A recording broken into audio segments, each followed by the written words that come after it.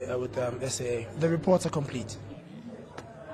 Now joining us in studio to discuss this further and to shed more light on what has transpired with the SAA board and these reports is Cecilia Russell. She is the AN7 Editor Special Project. Cecilia, very good afternoon to you. Thank you for joining us. Good afternoon. So finally some action after AN7 expose. Tell us exactly what is contained in this report and this seemingly secrecy around these reports, of course, coming from SAA. The AN7 has been looking at two of the reports, forensic reports. One looks at financials and the other one looks at procurement. And both of them show a pattern of mismanagement and actually sometimes criminality within SAA. These reports were commissioned by the present chairperson, Dudu Mayeni, at the previous, when she was the chair of the previous board and not the new board. Right. And since the new board has been not in power, but it has been involved, they had not looked at the reports. So the reports were leaked to us from some source or another. A lot of their contents is quite well known already, especially around the pilots and their pilots packages and what have you. But we were given access or sight of the reports and started reporting on them. When we asked SAA for a response, the SAA said to us quite clearly that they could not release these reports to the and this was just the other day, a few days ago, right. Could not release the reports to the Parliament because they were incomplete.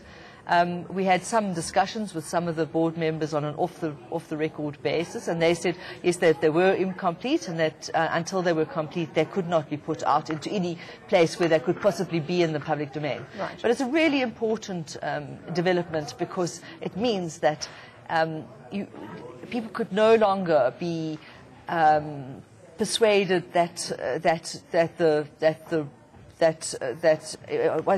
once you start reading it, they give good and practical steps to fixing a lot of the rot that's in SAA, which has been bleeding money. Yeah. So, Cecilia, would you say that the current SAA board was very deliberate in them not wanting to perhaps recognize this report by saying that it is incomplete?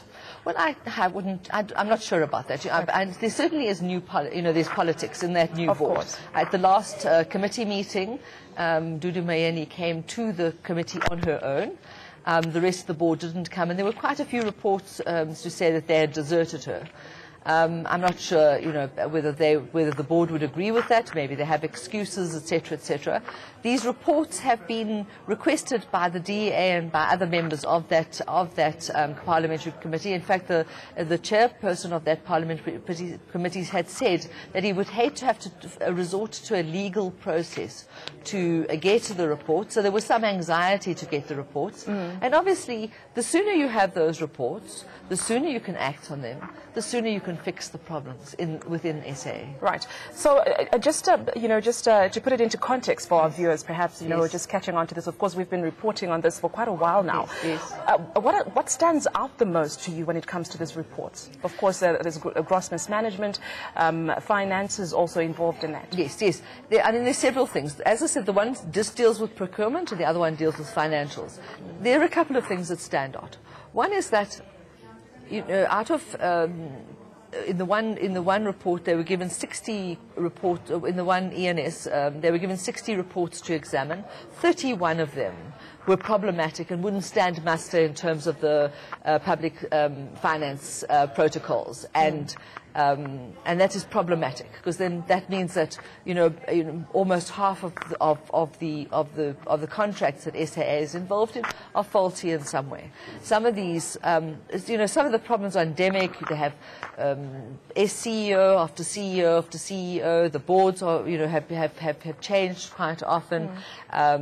They were in one department and in another department, because the Treasury is now basically managing them in terms of their finances, etc. So the kinds of things that kind of stand out is that there's sometimes a slow, I don't even know whether you can call it slow, a consistent drip of cash from SAA because they don't complete the reports. They're very often penalized and having to pay extra money. because they haven't taken control of their pilots, for example. The pilots are the best paid pilots, apart from the Americas, in the world, and are 20% less productive than other pilots. And this is so all of these management kinds of things that had gone and checked for quite a while. But we do know that the report will be made public, will be presented to a standing committee in Parliament this coming Friday. It should be an interesting day. What can we expect from that? What can you anticipate? Well, I'm not sure they will make those reports actually public on Friday, or whether they will consider them and then make them public. But I think that what we'll see for the first time is we'll see a situation where people on, because it's just a single narrative. It's Dudu Moyeni, she's the cause of all the problems at SAA, etc., etc. But if you actually look at the report, she's a non-executive chairperson, and the board that she's on, or what have you, and the present board may be problematic.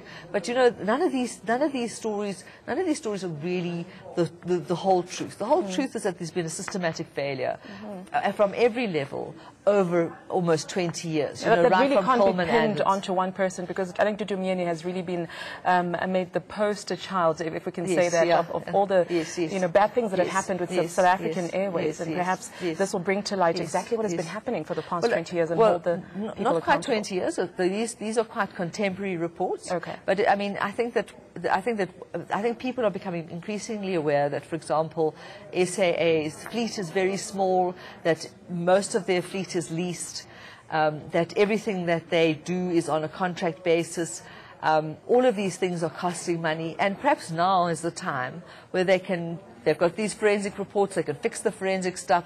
They've got another report coming out which has been done by Seabury, which is supposed to be one that will help transition the SAA into a profitable business. And I want to say something about SAA. I think anybody who travels on it will know that it's it's a beautiful airline to travel on. It's won an award recently, and apparently according to people who know, there's actually no reason why it shouldn't be profitable. If it was properly managed and they managed the ticket sales, and they did their auditing properly, and they got it into the right space, it could be a nice, neat and tidy, a national carrier that everybody can continue to be proud of. Absolutely. Cecilia, we'll have to leave it there. Thank you so much for giving us that reaction, of course, an update and insight on exactly what has been happening with regards to this report. And we'll have to leave it there. Cecilia Russell there, having joined me in studio, and 7 special editor for special projects, is explaining to us what happened with the SAA report and how there could have been a few discrepancies there. Moving on to other stories.